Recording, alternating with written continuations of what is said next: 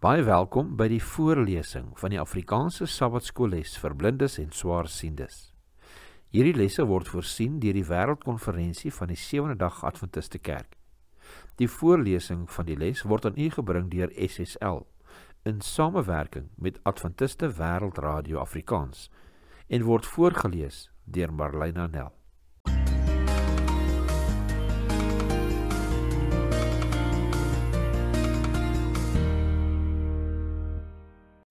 Sondag, 28 September, 'n nuwe Moses. Kom ons bid saam. Liewe Heer, ons sê vir U baie dankie vir hierdie studie wat ons nou mag deurlees. Ons vra dat U asseblief ons geestelike hart en verstand mag oopmaak om U boodskap in te neem. Ons bid dit in Jesus naam alleen. Amen. Lees Deuteronomium 18 vers 15 tot 22 en Josua 1 vers 1 tot 9. Waarom is dit betekenisvol dat die boek Josua sommer met die intrapslag opnuut uiting gee aan die beloofde dinge wat na die dood van Moses sou gebeur? Ons lees Deuteronomium 18 vers 15 tot 22. 'n Profeet uit jou midde, uit jou broers, soos ek is, sal die Here jou God vir jou verwerk. Na hom moet jy luister. Net soos jy die Here jou God by Horeb gevra het, toe jy op die dag van die vergadering gesê het, ek kan die stem van die Here my God nie langer hoor en hierdie groot vuur nie meer sien nie, anders sterf ek. Toe het die Here vir my gesê, dit is goed wat hulle gespreek het. 'n Profeet sal ek vir hulle verwek uit die midde van hulle broers, soos jy is. En ek sal my woorde in sy mond lê, en hy sal aan hulle alles sê wat ek hom beveel. En die man wat nie luister na my woorde wat hy in my naam spreek nie, van hom sal ek self rekenskap afeis. Maar die profeet wat so vermetel is om 'n woord in my naam te spreek wat ek hom nie beveel het om te spreek nie, of wat in die naam van ander gode spreek, die profeet moet sterwe. En as jy in jou hart sê, hoe sal ons die woord weet wat die Here nie gespreek het nie? As die profeet in die naam van die Here spreek, en wat hy gesê het, gebeur nie en kom nie uit nie, dan is dit die woord wat die Here nie gespreek het nie. Deur vermetelheid het die profeet dit gespreek, jy mag vir hom nie bang wees nie. Deuteronomium 18 vers 15 tot 22. Ons lees nou Josua 1 vers 1 tot 9. En na die dood van Moses, die knegt van die Here, het die Here met Josua, die seun van Nun, die dienaar van Moses, gespreek en gesê, my knegt Moses is dood, maak jou dan nou klaar, trek deur hierdie Jordaan, jy en hierdie hele volk, na die land wat ek aan hulle, die kinders van Israel, sal gee. Elke plek waar julle voetsol op sal trap, dit gee ek aan julle, soos ek met Moses gespreek het.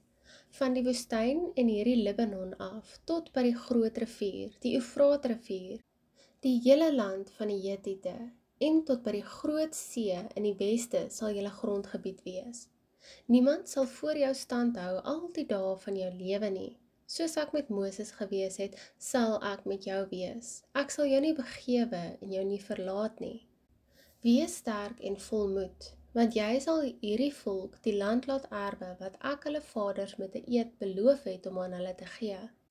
Wees net baie sterk en vol moed om nougeset te handel volgens die hele wet wat Moses, my knegt, jou beveel het.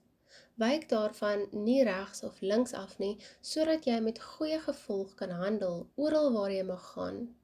Hierdie wetboek mag nie uit jou mond wyk nie, maar bepeins dit dag en nag, sodat jy nougeset kan handel volgens alles wat daarin geskrywe staan, want dan sal jy in jou weë voorspoedig wees, en dan sal jy met goeie gevolg handel.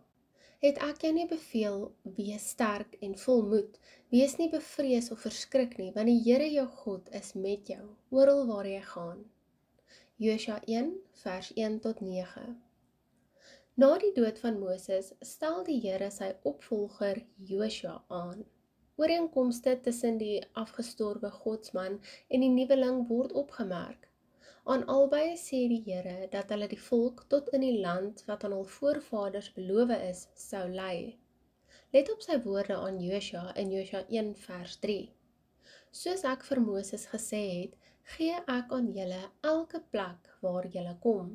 Josua 1 vers 3. Josua sou dus die taak wat aanvanklik aan Moses toevertrou was, volvoer. Hy was in werklikheid die nuwe Moses.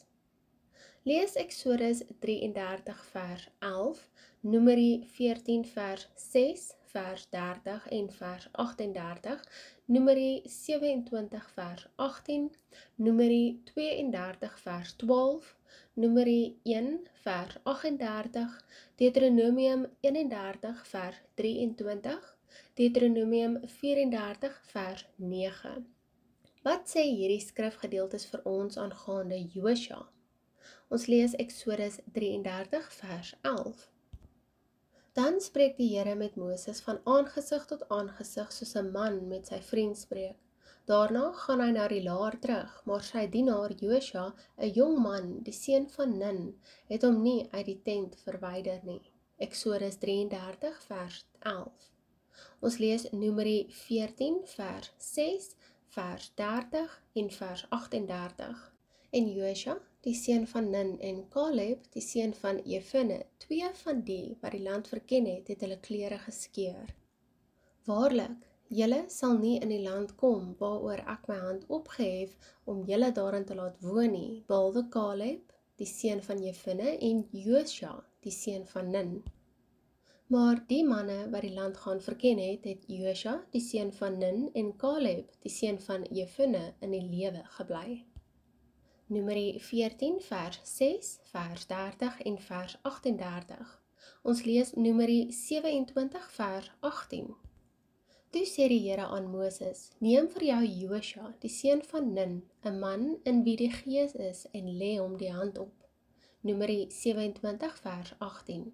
Ons lees Numeri 32 vers 12. Behalwe Caleb, die seun van Jefune, die Kenesiet, en Josua, die seun van Nun, want hulle het volhard om die Here te volg. Numeri 32 vers 12. Ons lees Numeri 1 vers 38. Van die seuns van Dan, hulle nakommelinge volgens hulle geslagte, volgens hulle families, na die getal name van 20 jaar oud en daarbo, almal wat op kommando moet uittrek. Numeri 1 vers 38. Ons lees Deuteronomium 31 vers 23. En hy het aan Josua, die seun van Nun, bevel gegee en gesê, wees sterk en vol moed, want jy sal die kinders van Israel inbring in die land wat ek hulle met 'n eed beloof het, en ek sal met jou wees. Deuteronomium 31 vers 23. Ons lees Deuteronomium 34 vers 9. En Josua, die seun van Nun, was vol van die gees van wysheid, want Moses het hom die hande opgelê. En die kinders van Israel het na hom geluister en gedoen, soos die Here Moses beveel het. Deuteronomium 34 vers 9. Die belofte dat God 'n profeet onder Israel na vore sou laat kom, soos Deuteronomium 18 vers 15 lees, was op daardie tydstip slegs 'n moontlikheid, iets wat toe nog nie verwesenlik was nie. Die inleidende woorde wat God se bevel aan Josua is, herinner dus die leser aan daardie belofte en skep terselfdertyd die verwagting dat dit bewaarheid sal word. Hoewel Moses reeds dood was, neem hy die belangrikste plek in die eerste hoofstuk in. Sy naam verskyn 11 kere teenoor Josua se 4 in die Nuwe Afrikaanse Bybel. Moses word die dienaar van die Here genoem, terwyl daarna Josua as 'n assistent van Moses verwys word in Josua 1 vers 1. Dit sou 'n leeftyd van getroue diens en gehoorsaamheid verg voordat Josua uiteindelik die titel dienaar van die Here kon ontvang in Josua 24 vers 29. Die eerste hoofstuk bied ons 'n greep uit die volk se geskiedenis, 'n boekstawing van hoe die een groot leier by die ander groot leier oorgeneem het. Nog Moses, nog Josua is egter die hooffiguur in hierdie vertelling. Nee, dit is die Here self. Hy wat die openingswoorde in die Bybelboek spreek en wie se leiding deurgaans die betoon voer. Daar is dus geen twyfel wie Israel se ware leier is nie. Deur die eeue heen roep die Here mans en vroue om sy volk te lei. Waarom is dit van kardinale belang dat die moderne gelowige moet onthou wie die kerk se ware leidsman is en een wat ons met 'n onsigbare hand drig?